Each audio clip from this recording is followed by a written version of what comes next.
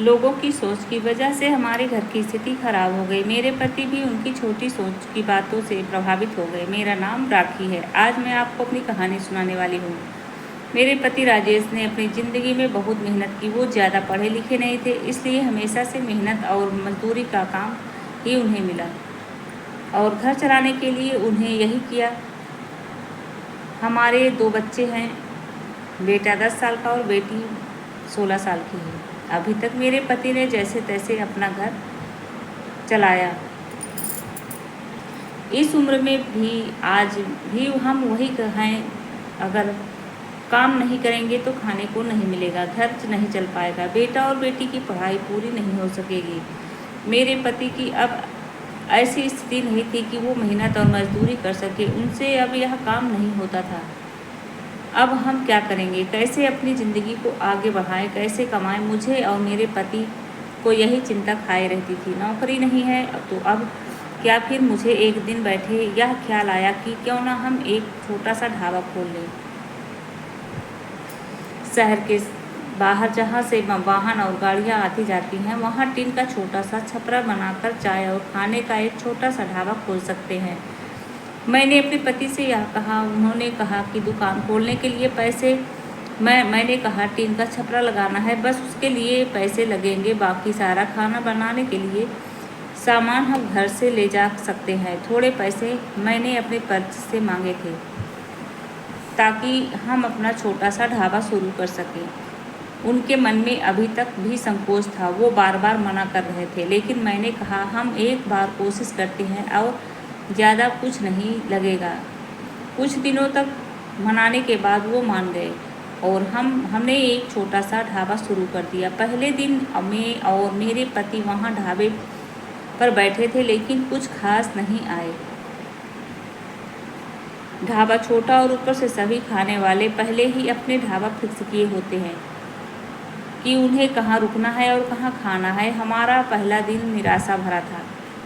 कुछ दिन ऐसे ही पाए, कोई इक्का दुक्का लोग चाय पीने रुका करते थे, लेकिन इतना नहीं होता था कि हम उससे अपना घर चला सके। मेरे पति फिर से किसी काम की तलाश में लग गए। एक काम मिल गया जहाँ पैसे कम थे लेकिन कम मजदूरी थी। उन्होंने वो कर लिया, लेकिन आज मैंने ढाबे पर जाना नहीं छोड़ा। अब मैं अपने बेटे और बेटी के साथ वहाँ जाने लगी। हमने हिम्मत नहीं हारी और धीरे धीरे कुछ लोग हमारे यहाँ आने लगे। महीने में ग्राहक और भी ज़्यादा आने लगे। कोशिश करते करते अब हमारे यहाँ रुकने लगे थे। उन्हें घर जैसा खाना मिल रहा था, इसलिए हमारा छोटा सा ढाबा चल निकला। मेरे पति जितना कमाते थे उससे ज़्यादा अब ढाबे से कमाई होने लगी थी। देखते ही देखते हमने जो छोटा सा ढाबा खोला था उससे हमारी आर्थिक स्थिति में बहुत सुधार हो गया। जो कर्जा लिया था वो भी उतर गया। हमें एक नई उम्मीद मिल गई कि सब कुछ अच्छा चल रहा था। ढाबे को खोले 6 महीना हो गए थे। हमारे चेहरे पर रंगत आ गई थी। लेकिन फिर ऐसा कुछ हुआ जिसके बारे में मैंने सोचा भी नहीं था। एक दिन घर से जब हम लोग ढाबे के लिए जा रहे थे, तब मेरे पति कहते हैं ढाबा आज से बंद, कोई भी अब वहाँ नहीं जाएगा। यह कहते वक्त वो बड़े ही गुस्से में थे। ऐसा गुस्सा मैंने उनके चेहरे पर आज तक नहीं देखा। मैंने बोला क्या हुआ, क्या बोल रहे हैं? इतना अच्छा हमारा ढाबा चल रहा है, आपको क्या हो गया आज?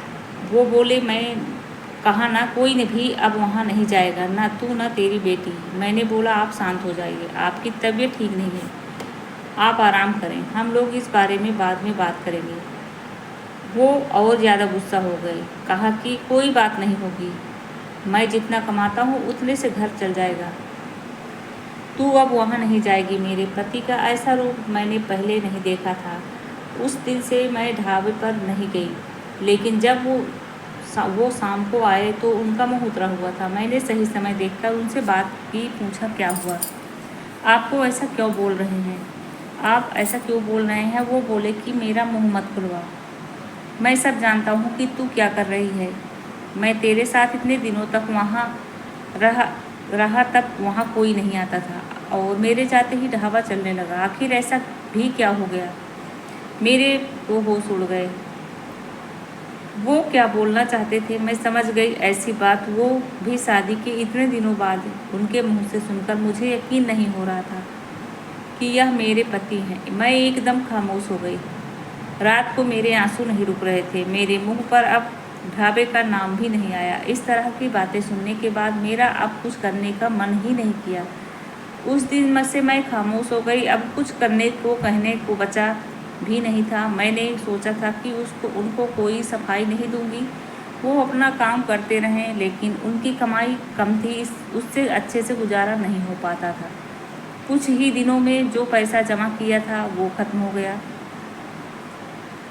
करीब 3 महीने बाद उनकी तबीयत खराब हो गई और वो बिस्तर पर आ गए। काम नहीं कर पा रहे थे। मैं जैसे तैसे उन्हें संभाल रही थी। घर में जब पैसा खत्म होने लगा, कर्जा लेने की नौबत फिर से आ गई। मैं चाहती थी कि कहीं से किसी के घर जाकर खाना बनाने या बर्तन धोने का काम करने लगूं, लेकिन उनकी तबीयत खराब थी और मैं नहीं चाहती थी कि मेरी किसी भी बात के कारण वो फिर उसी तरह से बातें करें। एक दिन वो बिस्तर पर थे, मैं उनके लिए खाना बना रही थी, तब उन्होंने मुझे बुलाया।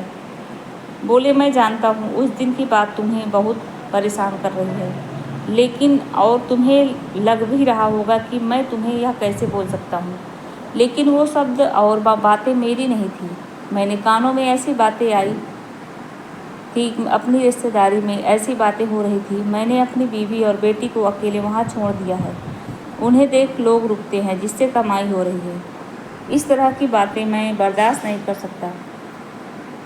2 रोटी कम खा लेंगे, लेकिन यह सब नहीं सुनना था। समाज और यहाँ के लोग, खासकर आपके परिचित और रिश्तेदार, आपको आगे बढ़ता देख बहुत कुछ कहने लगते हैं, लेकिन लोग इस हद तक गिरे हैं मुझे इसका पता नहीं था। और मेरे पति भी उनकी बातों में आ गए।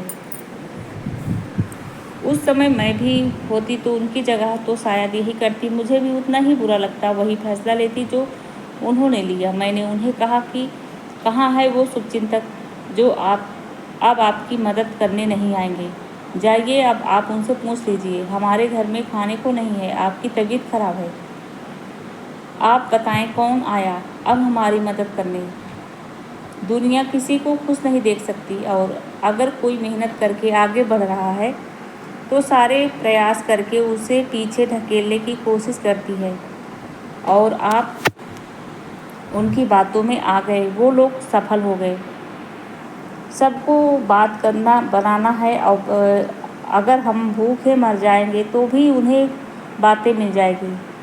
वे लोग कुछ समय तक बोलते, अगर हमें कोई फ़र्क नहीं पड़ता तो वो थक हार कर मान लेते। वो पीठ पीछे ही इस तरह की बातें बकवास करते, सामने आने की तो उनमें हिम्मत भी नहीं है।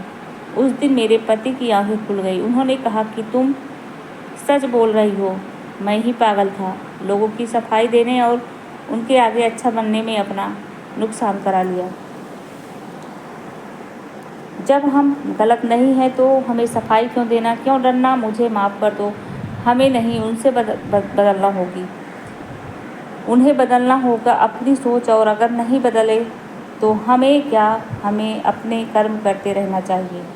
क्या अब हम फिर से कुछ कर सकते हैं? मैंने कहा, कभी भी देर नहीं होती, हम अब भी कर सकते हैं। मेरे पति बोले, मैं भी अब तुम्हारे साथ दूंगा, अगर तुम चाहो तो। मैंने हाँ कहा और फिर एक बार कोशिश की। थोड़ी मुश्किल हुई, लेकिन धीरे धीरे गाड़ी फिर पटरी पर आने लगी। तो दोस्तों, यह कहानी आपको कैसी लगी कमेंट करके ज़रूर बताइएगा। ज़्यादा से ज़्यादा लाइक कीजिएगा, शेयर कीजिएगा, सब्सक्राइब कर दीजिएगा, बेल आइकन घंटी प्रेस कर दीजिएगा, जिससे वीडियो का नोटिफिकेशन आप सभी लोगों तक